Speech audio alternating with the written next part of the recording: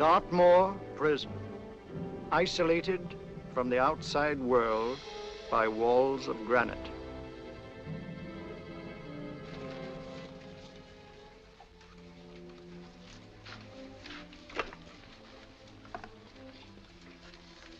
They say you could get out of here by merely telling what you know. You may or may not be another Scotland Yard bloke. But I'll give you the same answer I gave the others. I still have 2 years, 8 months, and 6 days left in which to make musical boxes. That'll be sold at auction for the benefit of this delightful sanctuary. And I intend to serve them.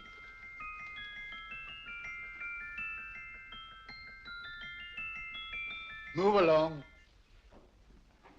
And now we come to the next object on our list, or I should say objects, because there are 3 of them. Now, ladies and gentlemen, these can be bought together or separately. Now, these beautiful little musical boxes only arrived this morning, and I didn't intend to put them on the auction block until later, but I'm going to sell them now. So, good friends, as our old pal Mark Antony used to say, lend me your ears. And what do you hear? Right. The beautiful tinkle tinkle of a musical box. What a lovely trinket. What a beautiful gift. Created and made by loving hands. A thing of beauty and utility. I was going to start with £5. It's a bargain, £5. Do I see any hands? If there's a connoisseur in the house, will go £3 for it. £2. £1. 10 shillings. Thank you, sir. Ladies and gentlemen, 10 shillings is offered for a musical box you couldn't buy anywhere in London for less than £5. It'd be stealing to let it go for 10 shillings. Like taking milk from a baby. All right, we're selling for 10 shillings. 10 shillings, 10 shillings is offered, 10 shillings is offered, 10 shillings is offered. Will anybody give me £1? Will you give me £1?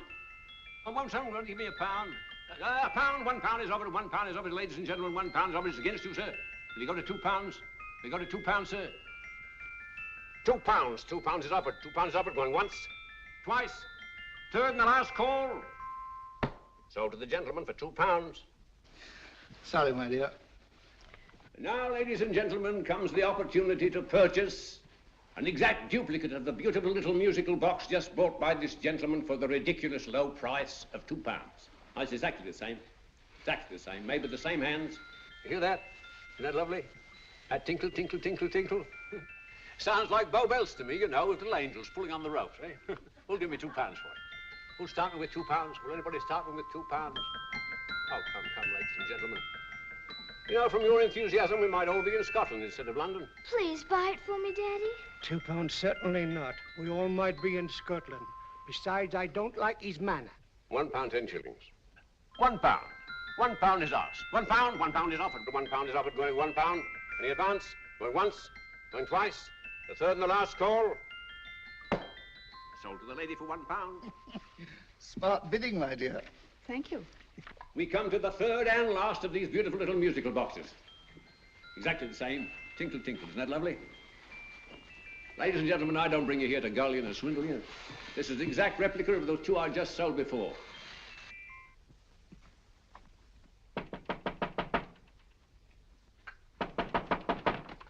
We're closed. But this is extremely important. Come in, sir, come in. I'm sorry to disturb you, but I was unfortunately delayed from arriving in time to bid on certain articles which I was rather anxious to obtain. Oh, perhaps they weren't sold, sir. We are carrying several things over. What might the articles be, sir? 3 identical musical boxes, about so large. Oh, I'm sorry, sir, but they were sold. Pity you weren't here to bid on them. They didn't bring anything like the real value. I'm most anxious to obtain them. I wonder if your records would show who the purchasers were. Oh, we don't usually give out that information, sir. For certain, shall we say, sentimental reasons, I'm most anxious to get in touch with the purchasers. I'd be willing to pay, shall we say, £5.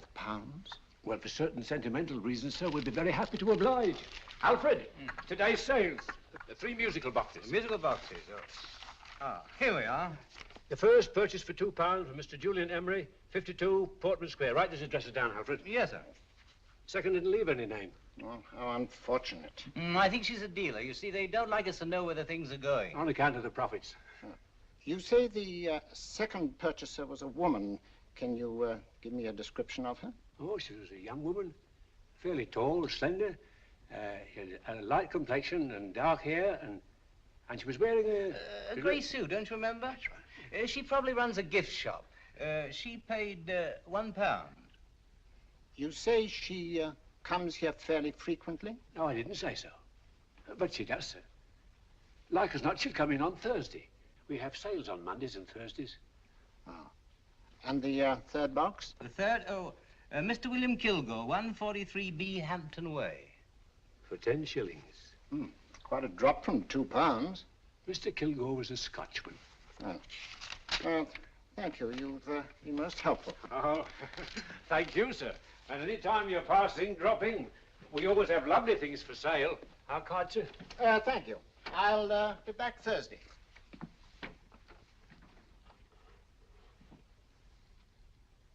The message reached us too late. Musical boxes are being sold. Well, let's get out of here.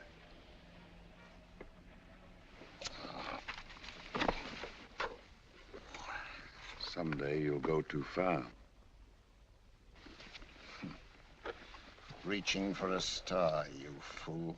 Yet a fool may touch a star, Colonel Cavanaugh, if he but reach high enough. But not possess it as you would. The musical boxes, they're being sold. What a pity for you, my dear Colonel. Is it my fault that the message reached us only an hour ago? Is it my fault that they were sold?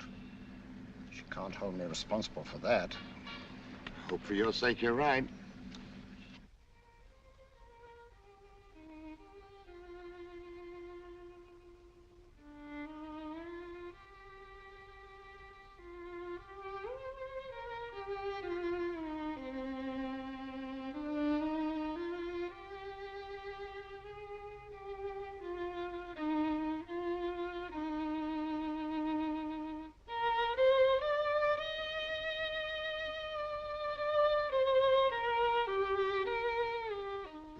Upon you tonight at 7:45, a gentleman who desires to consult you upon a matter of the very deepest moment. Remember that letter, Holmes? It was written over 2 years ago. An interesting case, devilishly interesting. Irene Adler. What a striking-looking woman from the brief glance I had of her. Seems only yesterday. What charm. What poise, and what a mind. Sharp enough and brilliant enough to outwit the great Sherlock Holmes himself. I take it the new issue of the Strand magazine is out, containing another of your slightly lurid tales. It is indeed. And what do you call this one? I call it A Scandal in Bohemia. Not a bad title, eh? If you must record my exploits, I do wish you'd put less emphasis on the melodramatic and more on the intellectual issues involved. More on the what do you mean by that? Well, I do hope you've given the woman a soul. She had one, you know. By the woman, I suppose you mean Irene Adler. Yes. I shall always remember her as the woman.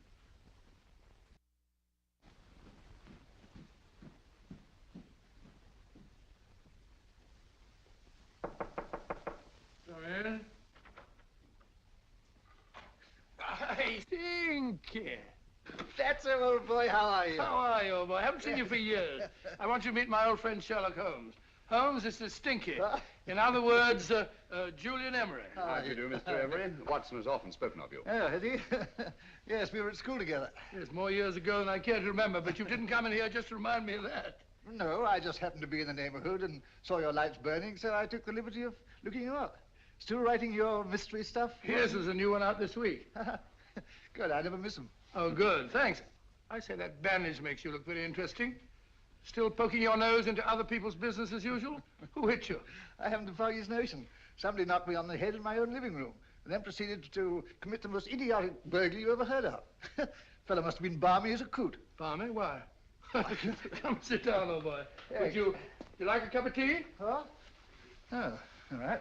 I'll go and tell Mrs. Hudson about it. Yeah. Why do you say the robbery was idiotic, Mr. Emery? Oh, simply from the fact that with about £5,000 worth of musical boxes in my living room, the thief, who I caught in the act, made off with one that isn't even worth £5. I gather you're a collector of musical boxes. Yes, I am indeed. Some of them are very beautiful, but not the one that was stolen. The thief evidently grabbed the first thing that came to his hand when he heard me coming into the room. Still, it's rather odd, isn't it, that having disposed of you, he didn't pick up something more valuable. Was there anything unusual about the stolen box? No, nothing at all. No, I picked it up in the south of France, several years ago. You say you have many valuable music boxes, and yet the thief made off with one that isn't worth £5. Sounds like rather an intriguing little problem. Yes, well, I take it that he was just an ordinary petty thief and didn't know the value. That is a possible explanation, and yet I venture to say that the average petty thief has a more extensive knowledge of the value of objets d'art than the average collector. Well, anyway, that's Scotland Yard's theory. They didn't get very excited about it. That's consistent anyway. I wonder if I might see your collection, Mr. Emery. Oh, of course you could, yes. Nothing a collector likes more than showing off his trophies. When would it suit you? No time like the present. Good. My place is just round in Portman Square. Shall we? Yes, right. Hello? Where are you going? Stinky hasn't had his tea yet. Oh, I'm sorry. We're going round to my place, where I'm going to give you something better than tea. Now, this one was made for Louis XV, and is one of the very few still in existence from that period. And a particularly fine specimen at that. Charming, isn't it? Quite. It all sounded to me like a lot of mice running about on a tin roof. I'm afraid you have no ear for music, Watson. Give me a good old band playing a rousing march. You have all your silly little tweets.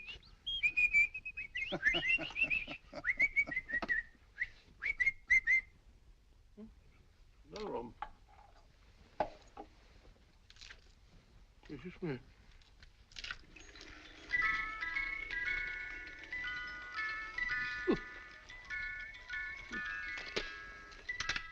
Stupid thing. Singing rabbit. What would you say offhand is the value of a box like that, Mr. Emery? Well, it's hard to say offhand, but I think we'll bring about £500 or £600 today. It's the gem of my collection. Yet a thief who steals an oddity like a musical box passes up one worth £500 for one of almost no value at all. Odd. Very odd. What was the stolen box like, Mr. Emery? Oh, just a plain wooden box about so big. As a matter of fact, I have one over here almost exactly like it. I picked this up yesterday at an auction room in Knightsbridge. Paid only £2 for it. Of course, I wouldn't in the ordinary way add one like this to my collection, but the tune intrigued me. I'd never heard it before.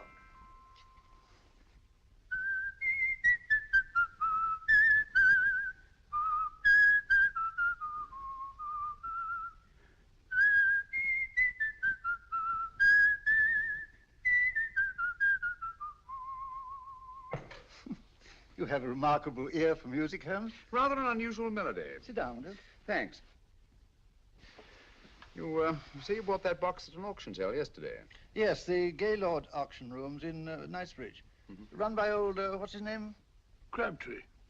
That's the man. At what time was the robbery committed? Oh, about 3 o'clock this morning. You know, Mr. Emery, that box and the robbery might well be cause and effect, especially since you say that the stolen box outwardly resembles this one a great deal. And Scotland Yard were not particularly interested, eh? Oh, yes, but I wouldn't blame him for that, especially as I told him I was quite unable to describe the thief, except, of course, for the fact that it was definitely a man. All you remember is that you came in here and someone struck you on the head. Yes, and the next thing I knew, my man was trying to revive me. It might be wise for you to put that box away somewhere and lock it up. Oh, I don't think that's necessary. Besides, everything's insured. Well, at least if any further attempts at robbery are made, I'd suggest that you call the police, rather than running into any personal danger. Oh, come, Holmes, aren't you being a bit of an alarmist? Possibly. Well, I must agree with old Stinky. Seems to me you are making rather a mountain out of a moleskin. Molehill is the word, old boy, and it's time you were in bed. Thanks so much for letting us see your place. Now, it's been glad meeting you. Holmes, I can't understand why you were so mysterious. Seems to me the petty thief explanation was the only sensible one. Really? Yes, I can't see how you can believe it was anything else. I didn't say I believed it to be anything else. The petty thief theory is the obvious one, I grant you. However, it's often a mistake to accept something as true merely because it's obvious. The truth is only arrived at by the painstaking process of eliminating the untrue. We are not able to do that in this case without further data. Rubbish, you're pulling my leg. You're trying to turn a tuppenny halfpenny robbery into an international plot. No, I'm not. I just hope that your friend Stinky is a little more cautious in the future. Just in case.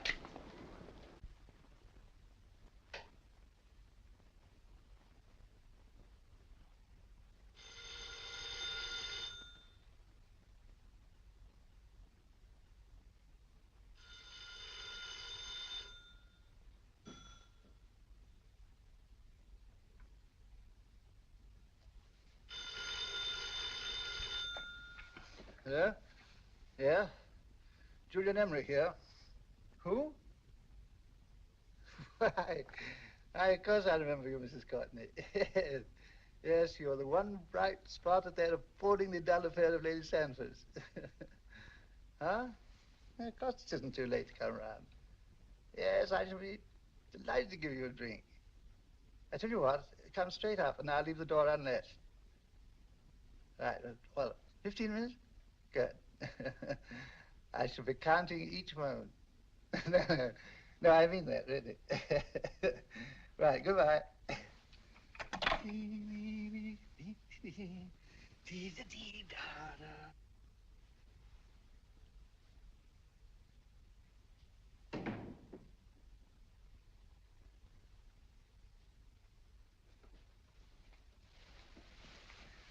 Boo! Oh, you startled me. Did I? Yes. Must be the pixie in me. I know I shouldn't have called you so late, but I was at a party just around the corner, and I remembered your invitation to see your collection of musical boxes. My dear Mrs. Courtney, pleasure is all the greater for being so unexpected. My friends call me Hilda. Thanks. Mine call me Stinky. Stinky, how quaint.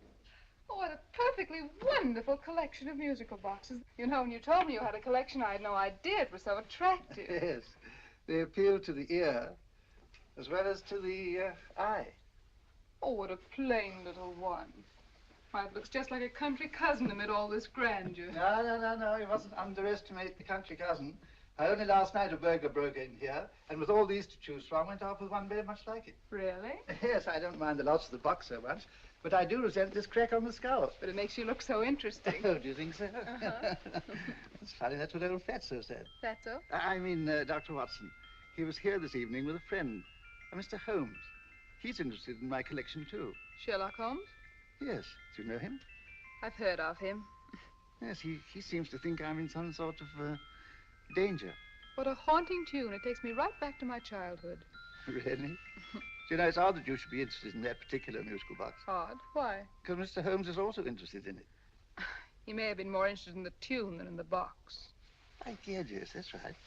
I remember now. He whistled it note for note, having heard it only once. Really? He must be a remarkable man. Bit of an alarmist, if you ask me. Don't you believe in warnings? Of course not. Who'd want a box like that? I would. You're not serious. Oh, but I am. Well, you put me in a very awkward position. I'm a collector, you know. And a collector buys but never sells.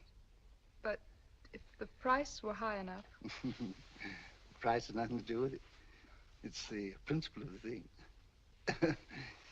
Yes, well, we haven't had our drink. No, thanks. I must be getting along.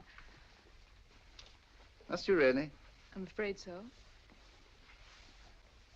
You're not walking out on me, are you? My reputation, Stinky. I say, you know, you are an attractive woman. Thanks.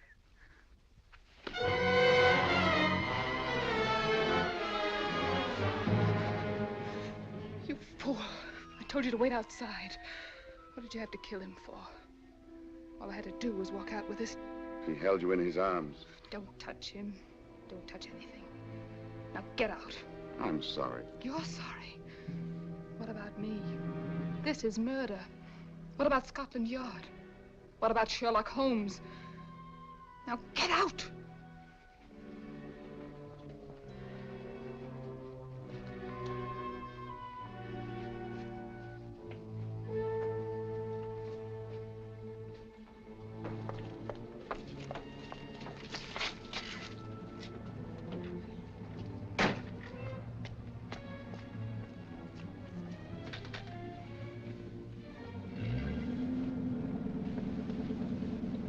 Did you get it? Good. Did you have any trouble with him? Just a matter of murder. Ah, Mr. Holmes. Hopkins? Thanks for coming so promptly. Inspector Lestrade suggested that I call through to you. Mr. Emery was the client of Mr. Holmes, Inspector. Indeed. You didn't mention that when I telephoned you, Mr. Holmes. Well, not exactly a client, Inspector. Sergeant Thompson? He was killed between the hours of 11 and 2 o'clock this morning, Mr. Holmes. Must have been someone he knew, someone of whom he had no suspicion. Poor old Stinky. It's all my fault. I should have prevented this.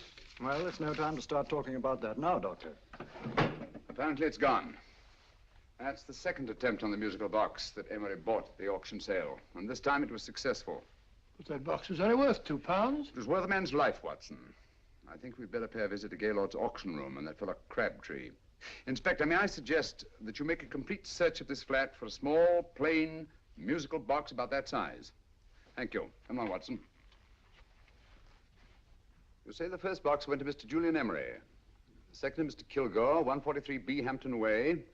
And the third to the unidentified young lady who presumably has a shop and lives near Golders Green. That's right, Mr. Holmes. Isn't it rather strange, Mr. Crabtree, that you should have had 3 identical musical boxes all playing the same tune? Where'd they come from? Dartmoor Prison. Dartmoor? Yeah, we get a regular shipment from there every month. The inmates manufacture them. Well, they make all kinds of things, you know, pipe racks, waste paper baskets, musical boxes. Did you happen to notice if anyone showed any particular interest during the auction in the purchasers of these 3 boxes? Oh, come now, Mr. Crabtree. This is very literally a matter of life and death. Well, since you put it that way, Mr. Holmes, there was a gentleman came in here about an hour after closing time, and he was in an awful state, he was. He gave me £5 to tell him where the boxes had gone to. He said they had a sentimental value for him, sir. Expensive sentiment. Can you describe him? He was tall, distinguished looking, and he had grey hair and a moustache. He was quite a gentleman, sir. What was his reaction when you were unable to supply him with the address of the young lady who owned the shop? I told him the young lady usually come back on Thursday. He said he'd come back on Thursday. Now, that's tomorrow. Thank you, Mr. Crabtree. You've been very helpful. Thank you. Come along, Watson. Where are we going now, Holmes? To the home of Mr. Kilgore, the man who bought the 3rd box.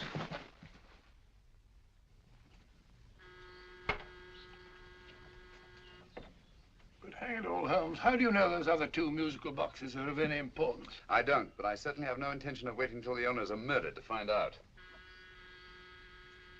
No one at home. I hope that's the explanation. I'll have a look through this window.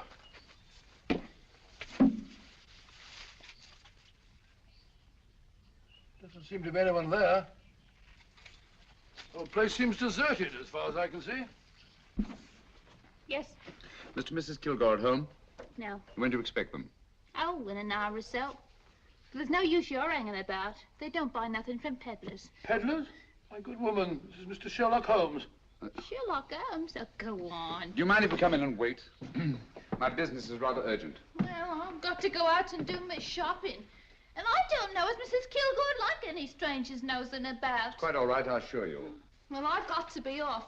You two wait in the parlor. And no smoking either. Mrs. Kilgore says it smells up the house. Funny old girl, Holmes.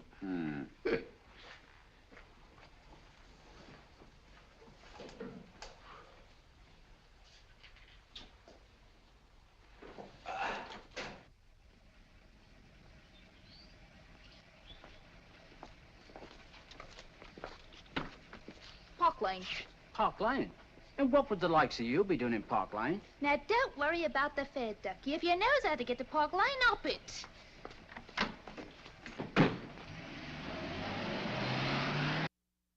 You know, Holmes, I've been thinking. There must have been something hidden in that box of old Stinky's. Stolen jewelry, possibly. What's up, Holmes? Listen.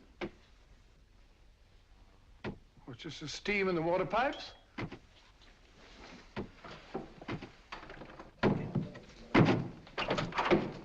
Watson! Great Scott! Come on, Holmes. Get on the chair here. It's all right, my dear. There. Now, don't worry. It's all over. There you are, dear. Don't cry anymore. She tied me up and shut me in the cupboard. I know. She won't come back. Did you show her your new musical box? Yes, she said she wanted to hear it play, and as soon as I showed it to her, she grabbed hold of me. I know. Now, don't worry. We'll buy you a new musical box. Yes, my dear, the best one in London. Watson. Oh, what a fool I've been. What do you mean, Holmes? She took the musical box out of this house in that market basket, right under our very noses. Why could the Kilgore charwoman want to take the music box? She isn't the Kilgore charwoman. She's a consummate actress. An extremely clever, unscrupulous woman who will stop at nothing. Take care of the child, will you, Wolfella, till our parents get back. Explain everything to them. Of course I will. But, Holmes, where are you going? Somewhere, somehow. I must get to the young lady who bought that third musical box before our opponents find her. I only hope that I won't be too late. Oh, no. No, darling, you mustn't cry anymore. Now, cheer up. Would you like to hear old Uncle make a noise like a duck?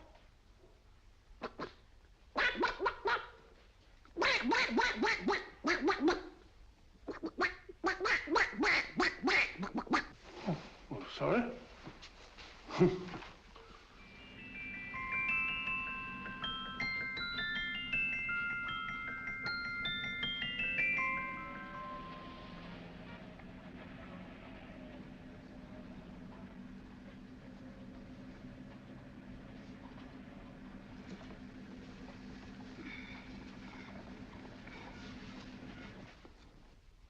Now, ladies and gentlemen, how much am I offered for this beautiful lace Dresden china figurine?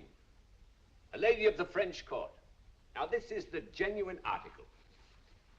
What a beautiful ornament for your mantelpiece. Or you could use it as a centerpiece on the dining room table. Now, will somebody start me for £10? Will somebody start me for £10? £8? £7?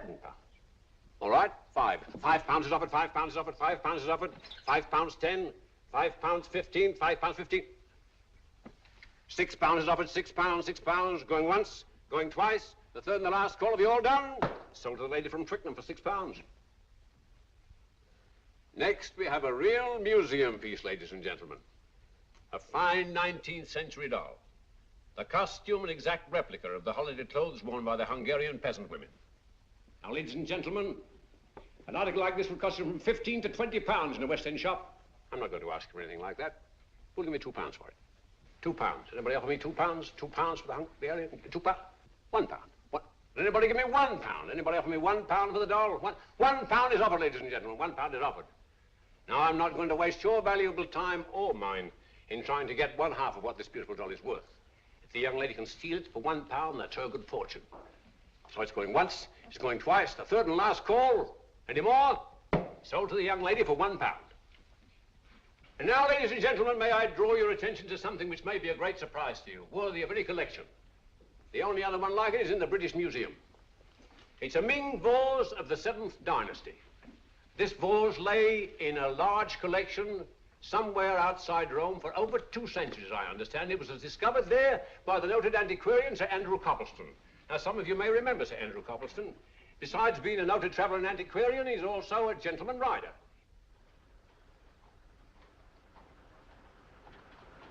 The girl with the parcel in her hands, that's her. Are you sure that's the girl? Well, she fits perfectly the auctioneer's description. Follow her, Hamid.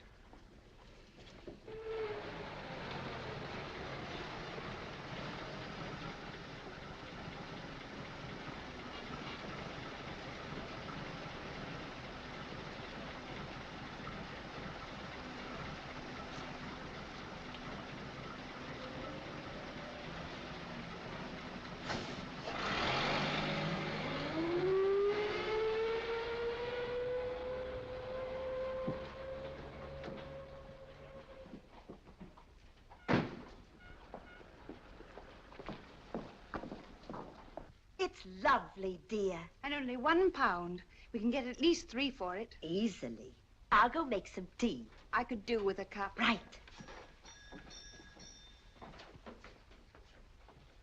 Good afternoon. Good afternoon. I'm looking for a birthday gift for a 7-year-old girl. What would you suggest? We have some lovely dolls. Now, this Hungarian I think peasant... she has enough dolls already. Books are always welcome. Well, I'm looking for something a little different. Well, that's rather cute. What is it? Oh, that's a musical box. Children always love them. And this is an exceptionally nice one. It plays many tunes.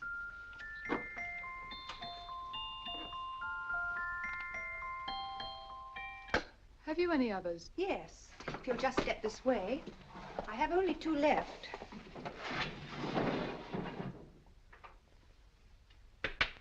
How nice.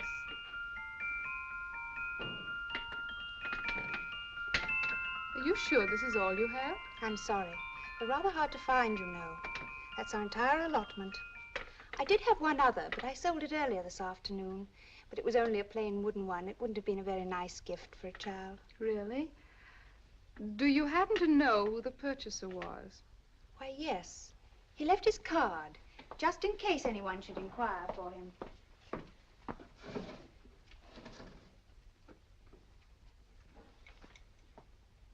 How interesting. I'm sorry, but I'm afraid I'll have to look a bit further. Thank you anyway. Good afternoon. Thank you.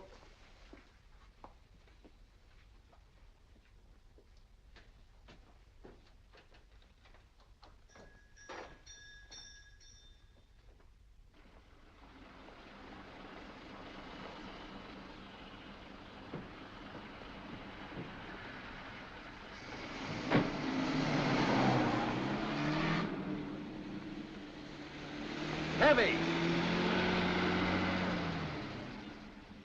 Follow that cab. Here now, what? Scotland Yard. Hop in.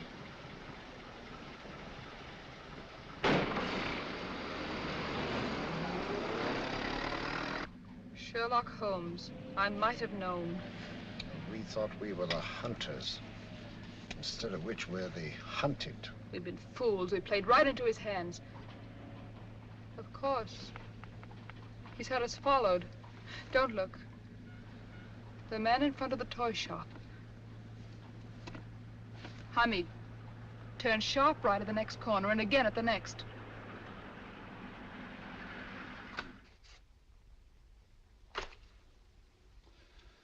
No photograph of her, Commissioner, as I expected. She's not a known criminal. But how do you expect to know if you do find her? After all, she was disguised as a charwoman. Don't worry, old fellow. If I ever see her again, I'll recognize her. Well, it won't be long till we know who they are and from where they operate. Who's covering them? Sergeant Thompson's following them, sir. They won't get away from him. He's a good man. We could have arrested them at Clifford's toy shop if we had any proof. But we know that they killed Emery. Proof, my dear fellow. We must have proof. We've x-rayed it, sir. There's nothing whatever concealed in the box. We'll have a look at the plates.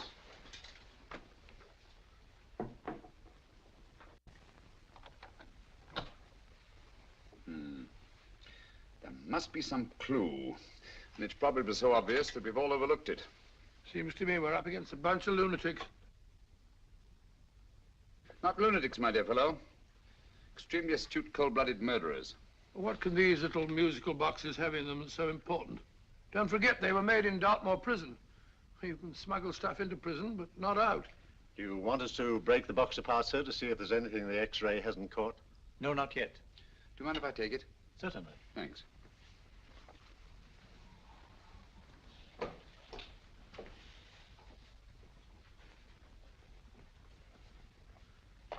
The governor of Dartmoor Prison informed us, sir, in answer to Mr. Holmes' question, that all 3 musical boxes were made by the same convict, John Davidson, serving a 7-year term, sir. Davidson? The Bank of England plates. That'll be all. Yes, sir.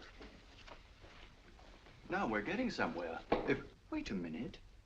How did you know about the plates, Mr. Holmes? I'm a student of crime, Inspector. I make it my business to know about such things. And when the name of Davidson was mentioned... Well, who is this fellow Davidson? As long as Mr. Holmes seems to know all about it already, I suppose there's no harm in telling you. 2 years ago in London, there occurred a robbery of such tremendous importance, although the stolen articles themselves have no intrinsic value whatsoever, that the Home Secretary was instrumental in seeing that not a word of it appeared in any newspaper. But you never told me anything about this, Holmes. You were away at the time. Articles of no intrinsic value and yet of such importance? I don't understand. Davidson was apprehended within 15 minutes of committing the theft. But by that time, he'd hidden the articles in question and they've yet to be found. Before going further, Dr. Watson, I must inform you that this matter's not to be mentioned outside of this room. Of course not. Do I look like a man who'd gossip? Let's not go into that now, old fellow, shall we?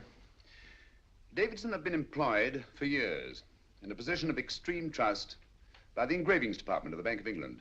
The articles he stole were nothing less than a complete duplicate set of plates for printing £5 notes. What? The Bank of England's own plates? Precisely. And with those plates, a gang of crooks could flood England with £5 notes, not forged in the usual sense of the word, but notes undetectable from genuine Bank of England notes in any way whatsoever. Good heavens. Any whisper at all might have resulted in enormous damage in shaking public confidence in the Treasury. We tried everything after we arrested Davidson. Offered him a shorter sentence if he'd tell us where he'd hidden the plates. Why, we even put in Scotland Yard men with him as cellmates, but no results. Obviously, Davidson is a man of strong character and infinite patience. Yet suddenly he feels impelled to smuggle out the secret of the hiding place of the plates to his confederates. Why? I don't understand, Mr. Holmes. Well, for example, has the Bank of England made any plans to radically change the design of the £5 note so that in, say, 7 years from now, notes made from the stolen plates would be worthless? Confidentially, Mr. Holmes, such a move was discussed. But replacing all the £5 notes in circulation would be such a Herculean task that nothing's been done about it as yet. I see. Of course, there is another possible explanation. Davidson didn't have much time to find a hiding place before he was captured. He may be afraid that the plates will be accidentally discovered before he's released. Hence his anxiety to communicate their whereabouts to his confederates as soon as possible. I believe you've hit it, Mr. Holmes. I'm sure that the message is contained in this musical box. Or rather, in all 3 musical boxes, since possession of all 3 seems to be essential. Our opponents have 2/3 of the puzzle, we have 1/3. Well, what are you going to do, Holmes? Try to deduce the message from the 1/3 that we have.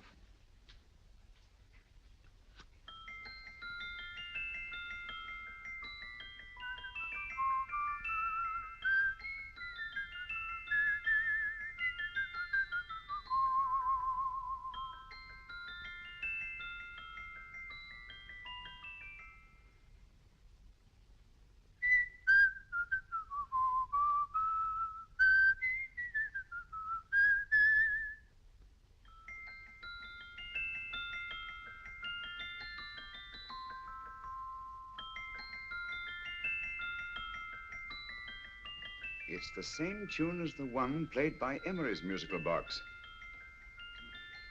And yet it's different. Sounds the same to me. The tune. Somehow the tune is the key to the mystery. It must be the tune. Otherwise, why use 3 musical boxes to convey the message?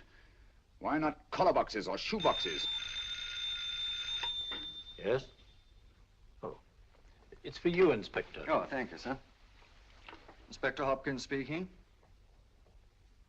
What? Where?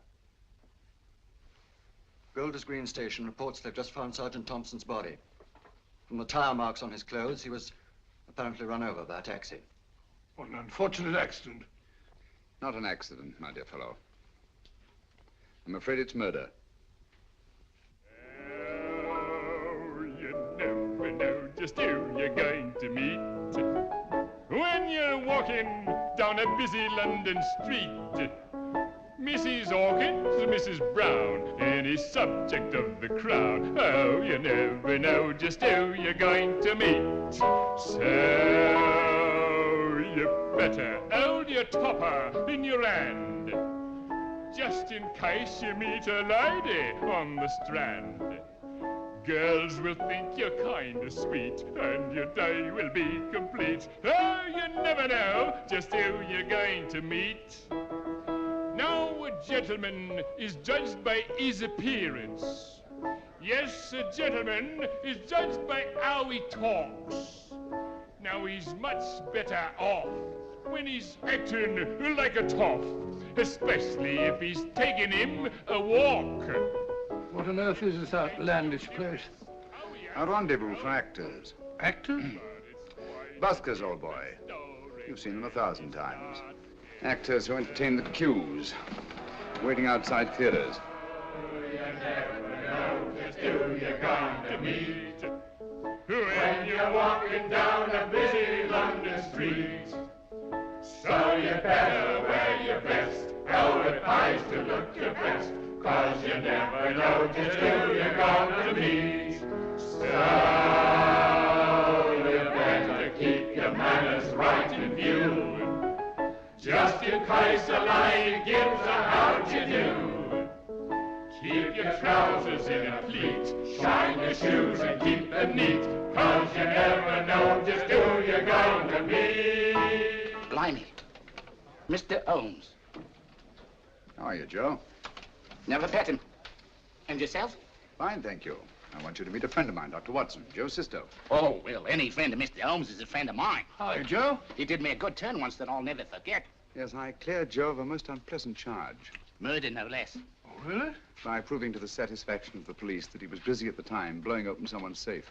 That's right, Governor. Good gracious me. Joe, now you can help me. Come on, buzz off, buzz off. Come on, up it, up it. Can't a gentleman have some peace and quiet around here? And you too. There you are, Mr. Holmes. Now we can have some peace and quiet around here. Thank you, Joe. There's £5 in this for you. Well, I wouldn't want to take it on myself, sir, but I can get somebody to do it for you for half of that. You don't know what the job is yet. For £5? Murder, ain't it? What? No, Joe, not murder, just music. I want you to identify a song for me. Oh, there ain't a song that's been written that I don't know. That's why I came to you. Of course, the violin is more my instrument, but, oh, well, here we go. Now, listen to this, Joe.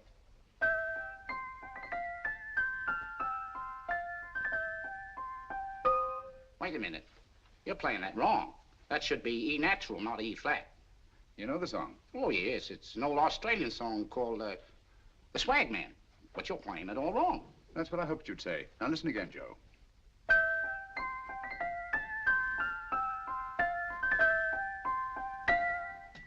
That's the same tune, all right, but you're making different mistakes than you did the first time. No, not mistakes, Joe. Call them variations. Here, play the song for me, will you, the way it's written.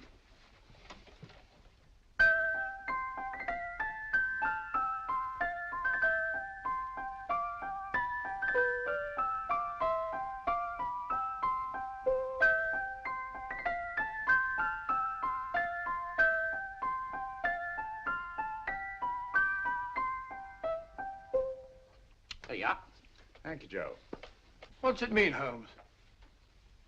Are you onto something? Perhaps. I don't know yet. It's probably a code of some sort. Joe,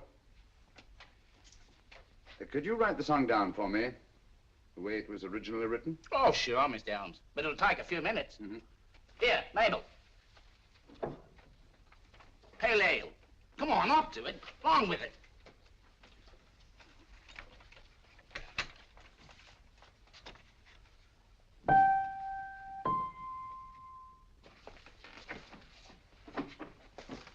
Well, obviously it isn't the lyrics. No combination of those words made any sense at all. The variations in the way Emery's musical box played the tune are different from the variations in the one we have. You sure? Quite. You see, I took the trouble to memorize the tune as played by Emery's box that night we were with him in his flat. Holmes, you amaze me. Elementary, my dear fellow. One of the first principles in solving crime is never to disregard anything, no matter how trivial. But why were 3 boxes? Why not 1? Because the message was obviously too long to be conveyed by any one variation. Then there's the 3rd box, the one that woman took from the Kilgores. That contains yet another set of variations. Yes, well, it's all beyond me. Well, all we have to do now is to find the secret of the variations. Not a very easy problem to solve, my dear fellow.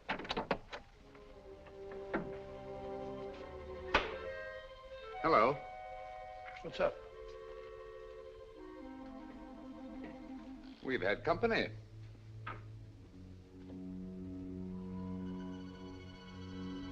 I say, this is outrageous. Ask Mrs. Hudson to come in here, will you? Right.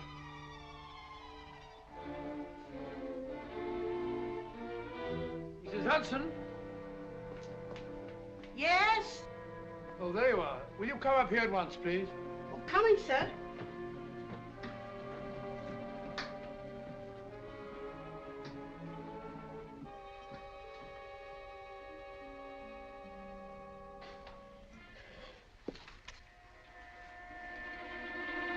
Mercy me, Mr. Holmes.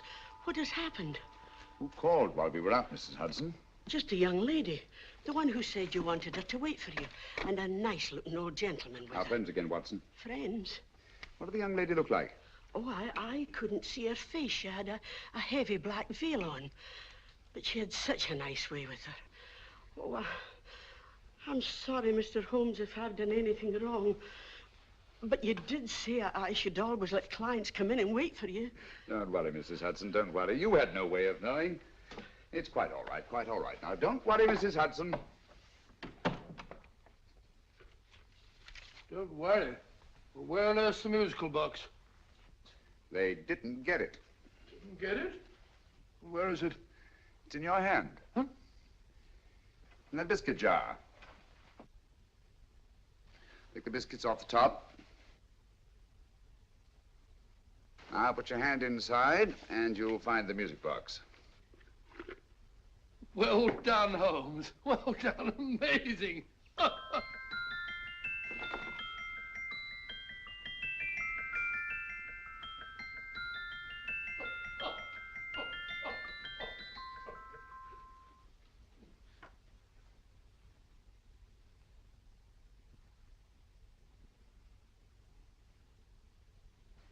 Phew. Nice fresh smell. Like a pub after closing time.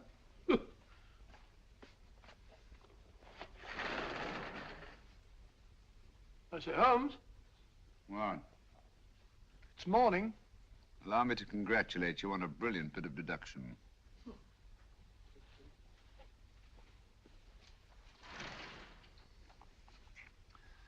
It's not a transposition, not a polygraph transposition, not a trigraph, nor any known form of decoding. How about the Morse code? Have you tried that? Yes, at about 3 o'clock this morning. I'm sorry, old man. I was only trying to help.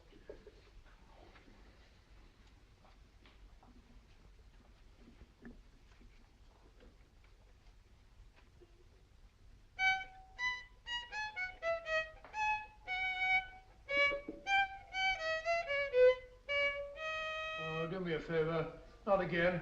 Must have heard that thing 1,000 times. Kept me awake all night.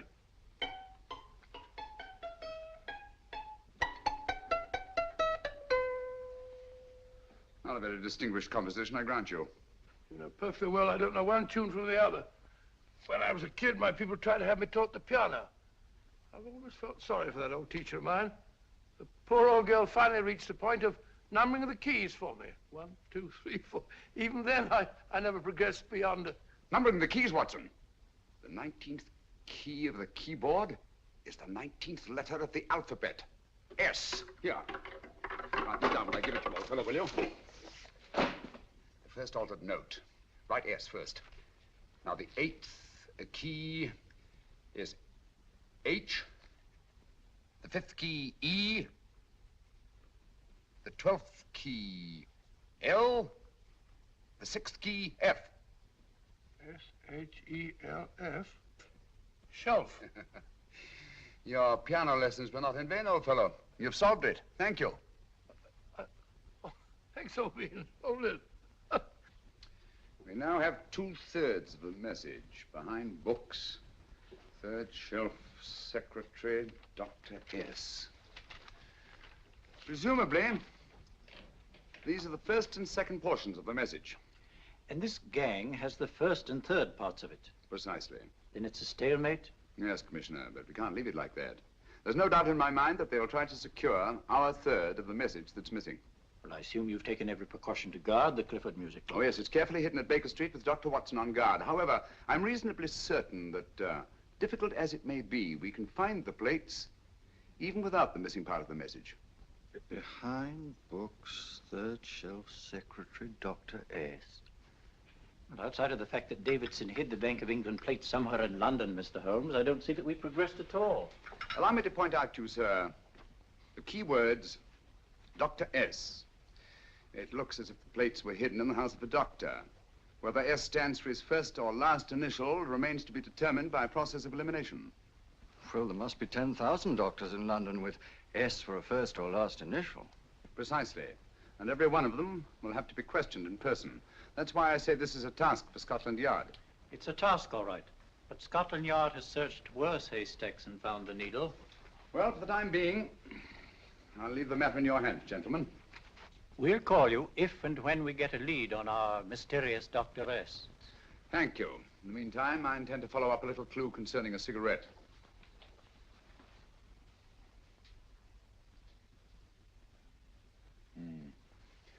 You're certain of the identification of the tobacco?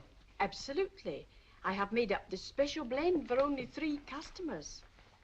It is almost pure Egyptian, with admixture of latakia for added body, and a pinch of perique.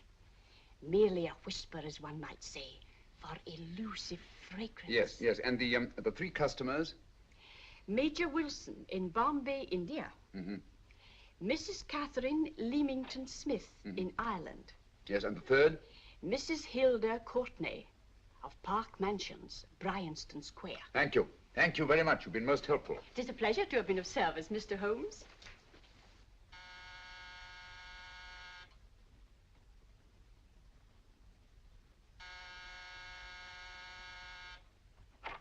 Yes? Mrs. Courtney? Yes. My name is Sherlock Holmes. Oh, do come in. Thank you. I've heard of you, of course, Mr. Holmes. I believe we have a mutual friend in Sir Edward Brookdale.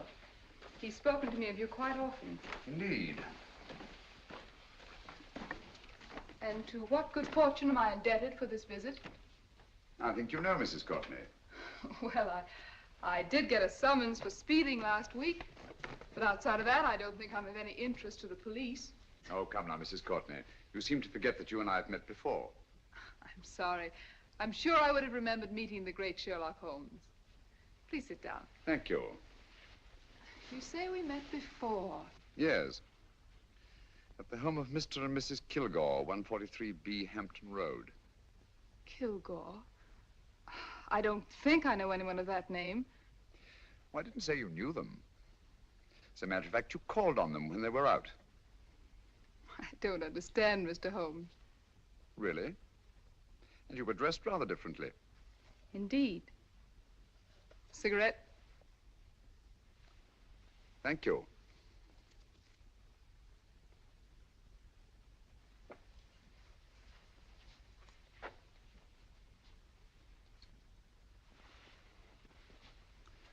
Thank you.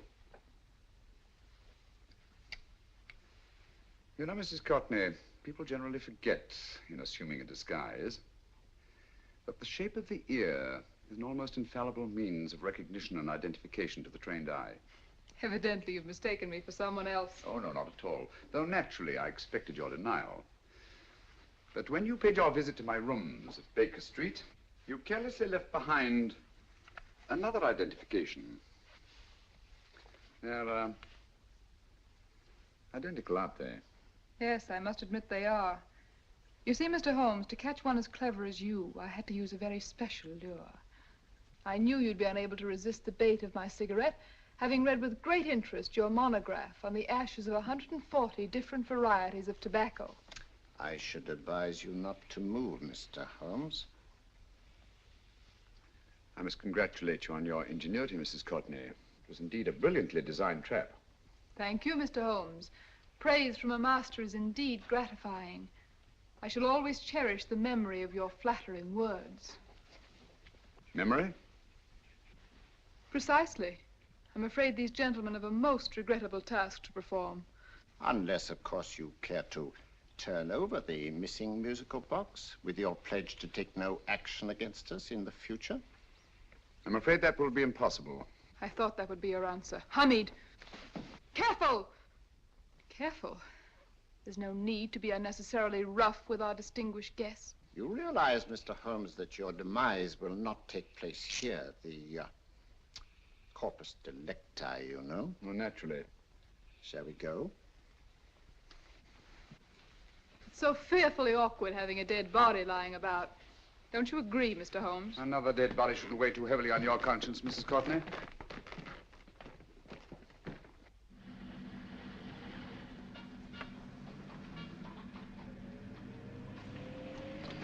You mind if I have a cigarette?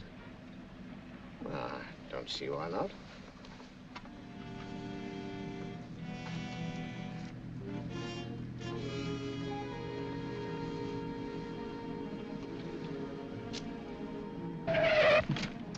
Be careful, Hamid. It's the brakes, they bind. Thank you, Colonel Kavanagh. It's very considerate of you.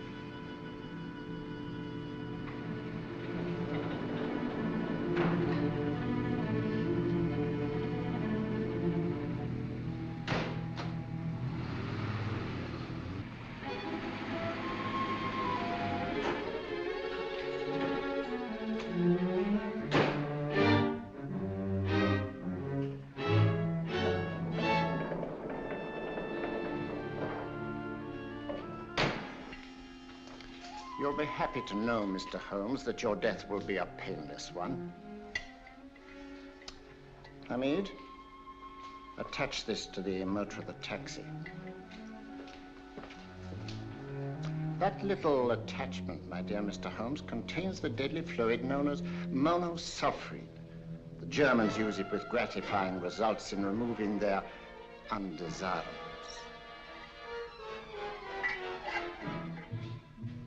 Start the motor.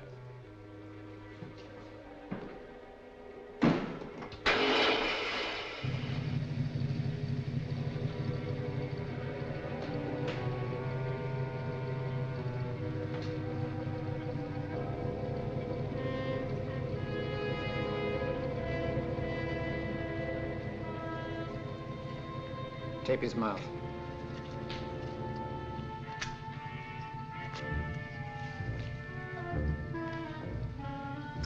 Now, up with him, Hamid.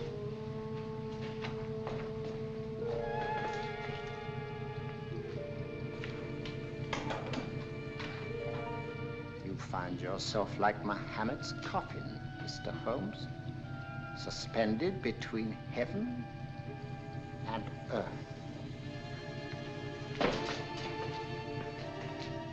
Plenty of fuel in the tank?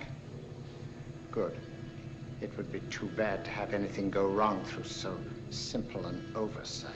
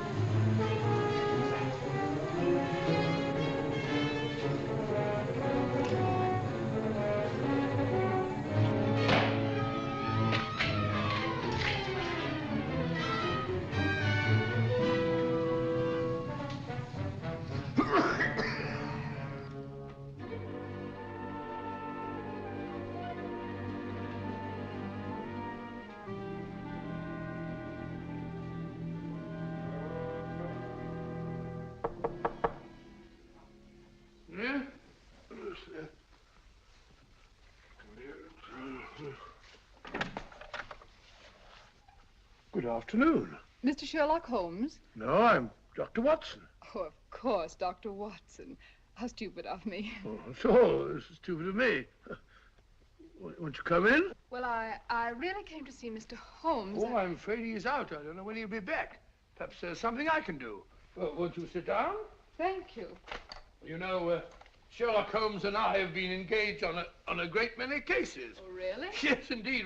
As a matter of fact, this very moment, we're involved in one of the most baffling... Oh, well, won't you tell me your trouble, and I may be able to help you. That's very kind of you, Dr. Watson. Perhaps if I wouldn't be imposing too much. Imposing? Oh, there's no imposition. No imposition at all. A pleasure, I assure you. Now, tell me all about it, Miss Williams. Mrs. Williams. I live in Surrey, Dr. Watson, and I've come up to London in sheer desperation. My only sister has disappeared, and the local police seem utterly unable to find her. Well, Holmes and I solved a case exactly like that once. Very interesting as far as I remember. I call it the adventure of the solitary cyclist. Oh, sorry. Now I come to think of it, it wasn't so very similar.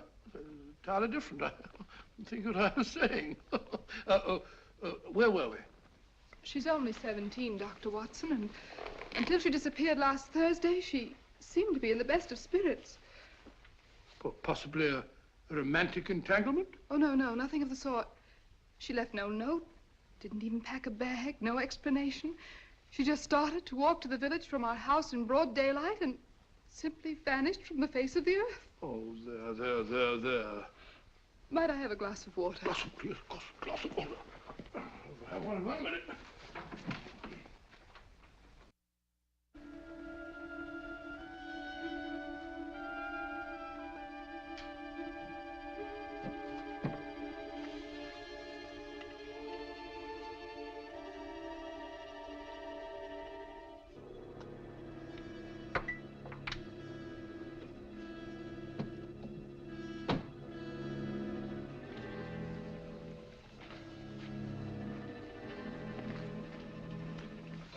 There you are, my dear.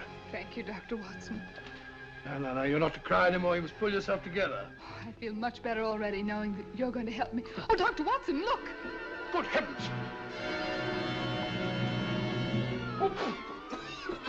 Get through the fire brigade, quickly!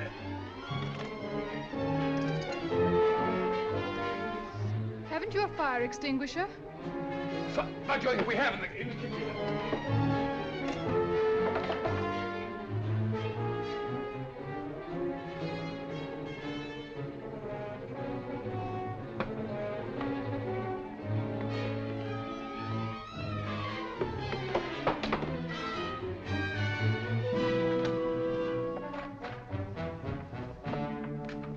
Don't you worry, Miss Williams. We'll have this thing out in no time.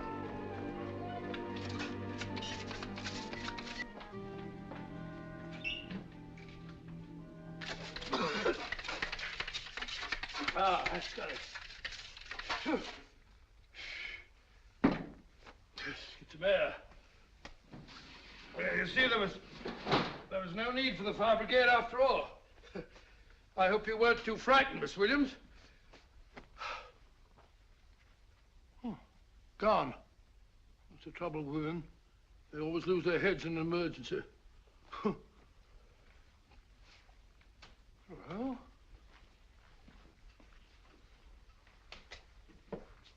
a musical box. Great Scott! Miss Williams!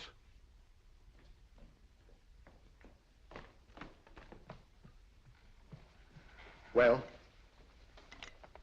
Good. And Holmes? By now, Mr. Holmes has no doubt exchanged his violin for a harp. Always assuming that heaven is his destination. Yeah. And now that we have the missing musical box.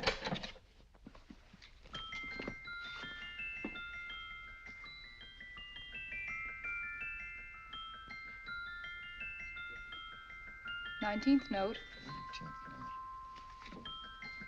19th letter. Yes. He hasn't been there, you say? Holmes, where on earth have you been? I've been trying to get you at the club, at Scotland Yard, all over London. You were looking for me in the wrong places. Holmes, terrible things happened. I've been duped. That woman, she made a complete fool of me. Well, what do you mean? Well, she came here, let off a smoke bomb. I thought the whole place was on fire, and my first thought was to save the musical box. No need to say any more. She has the box. Yes. Don't blame yourself too much, old fellow. She's an extremely clever antagonist. Smoke bomb, you said? Well, you can console yourself with the thought that your charming friend is at least a reader of yours. What do you mean? If I remember correctly, you wrote about my little experiment with smoke and the cry of fire in a story you entitled A Scandal in Bohemia, which has just appeared in the Strand magazine. All right, old boy. Don't rub it in. Well, it may cheer you up to know that you made a fool of me, too. That cigarette stub was planted here for one express purpose. You're going to bandaging around this place. Bandaging? What's the matter, Holmes? You hurt? Explanations will have to wait until later. At the moment, we're faced with a problem which I fear is insurmountable. Come over here, old boy, will you? Right. Our opponents are in possession of all three parts of the code. And here are we, while the Bank of England plates pass into their possession. Cheer up, old fellow, cheer up. As Dr. Samuel Johnson once said, there's no problem the mind of man can set that the mind of man cannot solve. What's that, old fellow? I was just quoting Dr. Samuel Johnson. He said there is Thank no... you, Watson. Thank you. Hmm? Leaving the front reception room, we come into the main hall, where Dr. Johnson was in the habit of passing through to have his meager meals in the dining room opposite, in company with his friend and biographer, James Boswell. We will now pass up the stairway, which remains in its natural wood finish, just as it was when the good doctor was here. The framed etching on the wall is believed to have been presented to Dr. Johnson by the distinguished painter, Sir Joshua Reynolds. I've been told here that that picture was given in by Mrs. Thrale, and it's definitely not a Reynolds. Is that important, my dear? Oh, I'm sorry.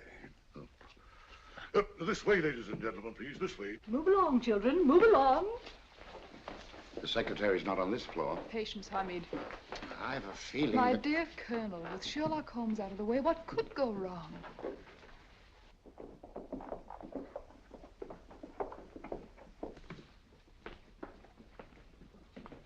And here we have the Garrett Library, in which Dr. Johnson wrote his famous dictionary, and in which you will see also many of the great man's books and other items of interest. Step forward, ladies and gentlemen, please, step forward.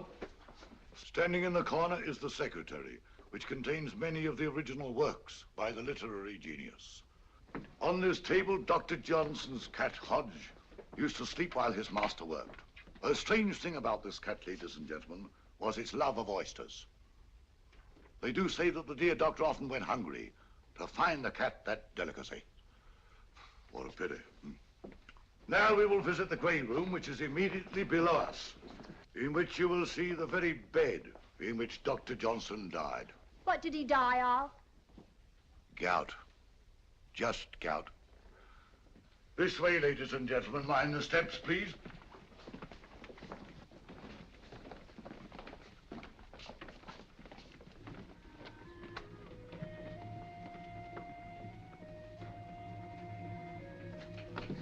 Your keys.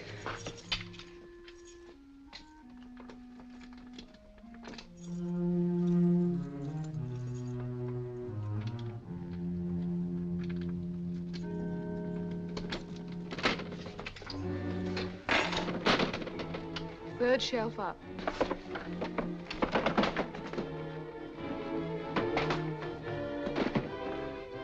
The knife.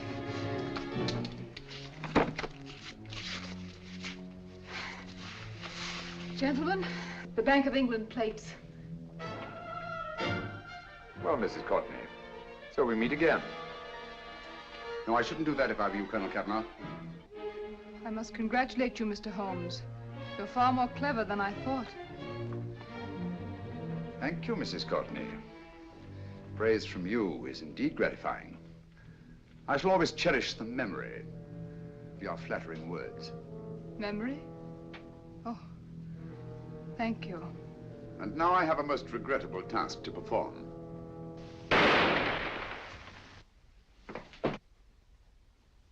Holmes! Coming, Holmes! Holmes, you all right? Perfectly, thank you, old fellow, but I think this gentleman on the floor requires some medical attention. We must see that he looks his best, you know, when he's hanged. Take them in charge.